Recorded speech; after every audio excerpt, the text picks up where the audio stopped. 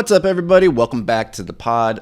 One of the things that's really surprised me over the last couple of years of putting out content is which parts of my story have resonated with people the most. It shouldn't be surprising in hindsight, but for a long time, I resisted talking about my ADHD and the struggles that I've had with that because I didn't think it was unique. I didn't think it was particularly special. I didn't want to use it as a crutch or as an excuse. Part of me was a little bit like ashamed of it because it had been this thing that had been pitched to me for a long time as kind of the reason that I wasn't successful. And over the years of like sharing more of that story and the struggles that I've had, and more particularly how I've kind of overcome them in a lot of ways, not entirely, but like, you know, I've turned ADHD more into a superpower than into a weakness. The thing that I get questions on the most, I think, is around that concept of like, how did you turn ADHD into a superpower? Like, and also one of the most divisive pieces of that message that gets people really riled up a lot on social media is people coming in and saying like, you are diluting this neurodivergent handicap, and you are doing people a disservice by saying, oh, it can be a superpower, when in fact we're not the same, we're less than, or whatever. Like, people get really defensive and will take up great arms to defend their weaknesses rather than fighting for their strengths. So that's one thing. And I don't really care to like engage with those people who are so committed to shielding themselves in their perceived weaknesses. I don't like, you're not my people. You're not my audience. I don't want to talk to you. I understand that mindset. I've been there, but until you can realize that that's not the way forward, that that's only a limiting belief, and you can choose to either be limited or you can be empowered, I can't help you. And my message is going to fall on deaf ears. But for those people who are at that place, whether you have ADHD or you're just a person who struggles with getting out of their own way, struggles with distraction, focus, and like getting shit done, all of that. And I think we can all resonate with that because we're becoming a very ADD society in a lot of ways with social media and cell phones and all of it. So the question I get a lot though is like, how did you turn ADHD into a superpower? And there's a lot of ways I could answer that. There's the systems, there's the processes, there's all of that stuff. And I share that in the hyperfocus masterclass, which if that's something that you're interested in learning about, go check it out at beyondtheapex.com/hyperfocus. But truthfully, the journey to turning ADHD into a superpower, not into a weakness, it really started with a mindset shift, a very simple shift, which was taking the belief that I had, the belief that had been kind of beaten into me over the years when I was a child, like my mom, my teachers, the adults in my life who were telling me that I couldn't focus, that I couldn't sit still, that I was always bouncing off the wall, and that I was hyperactive, and that I was different. Like, but not in a good way, not the good kind of different, just the bad different.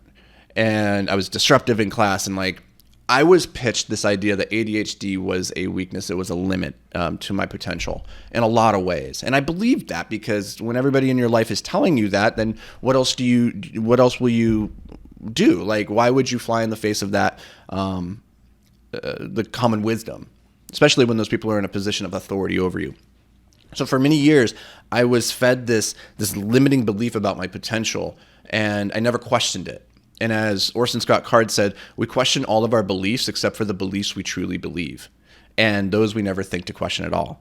And I never thought to question my ADHD and how it was a limit to my life. I just knew that it was there. It was my handicap. It was my struggle, and that it was always going to be there. And so it was very easy to point to when I was getting fired, or I was having bad relationships, or I was like struggling in school, like to point to that and say, well, of course I'm struggling. I have ADHD. Like, it's my limit.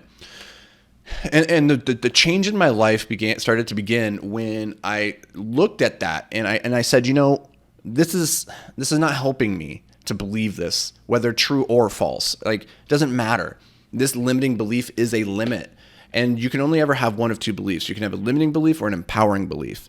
And so when you look at something in your life and you say, that's holding me back, you can allow it to continue to do that, or you can look on the other side of that coin. You can look for the flip side and say, okay, what does it look like to turn this into an empowering belief? And that was really the start of the journey of turning ADHD into a superpower for me, which was just in the beginning being delusional and saying ADHD is my superpower. And instead of looking for reasons to support the thesis that it was my weakness, I started looking for reasons to support the idea that it was in fact my superpower.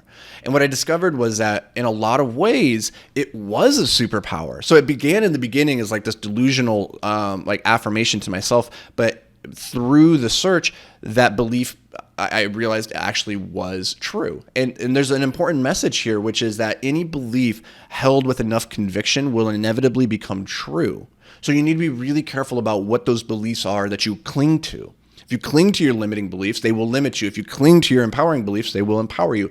And so for me with ADHD, I told myself this is my superpower. I'm going to look on the other side of the coin. I know it's a weakness in some areas, but surely there are areas where it's a power. And I found, you know what? It really is. I'm more creative than other people. I have more energy. I have the ability to hyperfocus for hours on end when I'm really intrigued by a thing. I have insane pattern recognition skills and I have insane processing speed. All of these things can be a superpower when applied to the right vehicle. And the problem for so much of my life, and the reason it was so easy to believe the lie that that ADHD was my weakness, was because I was playing other people's games. I was put into games that my ADHD was in fact a weakness, right? School system, sit still, listen, face forward, do the assignment, raise your hand to ask your questions. I was not designed to function and thrive in that world. So of course I did poorly, which then reaffirmed, oh yes, ADHD is a weakness. But as I got older and I realized I get to define success and I get to define the rules of the game, how I want to play them, I started choosing games that were geared for my skills, were geared for using my ADHD as a strength and not a weakness. And what I discovered is on those playing fields, in those battlegrounds, I was unstoppable. That I was a different player entirely. So the way that I think about this was I was growing up and everybody was forcing me to play basketball, but I'm only 5'9" and I can't jump to save my life. I was bad at basketball. And then later in life, I realized I don't need to play that game. That doesn't have to be the game that defines my life. In fact, I can play this other game. I can play ping pong. And suddenly over here at ping pong, all these things that used to be a weakness are now like a superpower, right? And so that was really the start of turning ADHD into a superpower. Was one, in the beginning, just affirming it and saying it, but not necessarily really believing it, but just knowing that the alternative was unacceptable. And through that, I started to discover, oh, this belief that I hold with enough conviction, I can make it come true. And I started looking for scenarios, putting myself into positions to have ADHD actually be a superpower. And so these days, I only play games that I know I can win. Think about that. I only play games that I know I can win. And I encourage you to look at your life, whether you have ADHD or you have whatever your struggles are, because we all have them, whatever your limiting beliefs are, ask yourself, am I playing a game that I am just fundamentally not suited to win? And then ask yourself, why are you playing it? Is it because society, your parents, your family has this expectation that you should be playing that game? Well, that's not a good way to live life. You're going to get to the end of this road and you're going to look back with regret because you never got to stand on the podium. You are only ever in the game, but never actually winning. And there's something different about how you show up to play a game that you know you can win versus a game you show up just to get the participation award. And that's how I felt throughout my school in my 20s, was I felt like I was just showing up to get the participation award because I knew I was never going to be the best there.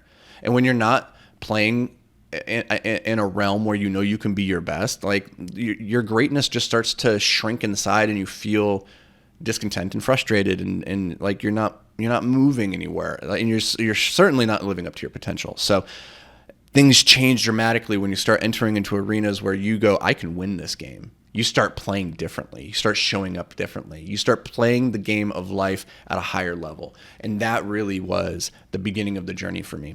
Now, from there, I had to implement a lot of systems and frameworks and processes to help, focus this wild energy. And I cover all that stuff again in the Hyperfocus Masterclass. Check it out, beyondtheapex.com/hyperfocus. But I hope this brings you a little bit of value. If you're out there and you're struggling with ADHD right now and you can't see a world where you can actually transition from it being a weakness to a strength, I hope this gives a little bit of clarity. Even if you're not struggling with ADHD, just understand that we all have our limits, limiting beliefs that we cling to. And so I encourage you today to spend a little bit of time examining what are those limiting beliefs that you hold on to so tightly that you never even think to question. And then I want you to question them. So I'm psyched to see you guys back here tomorrow. But until then, stay hyper-focused, my friend.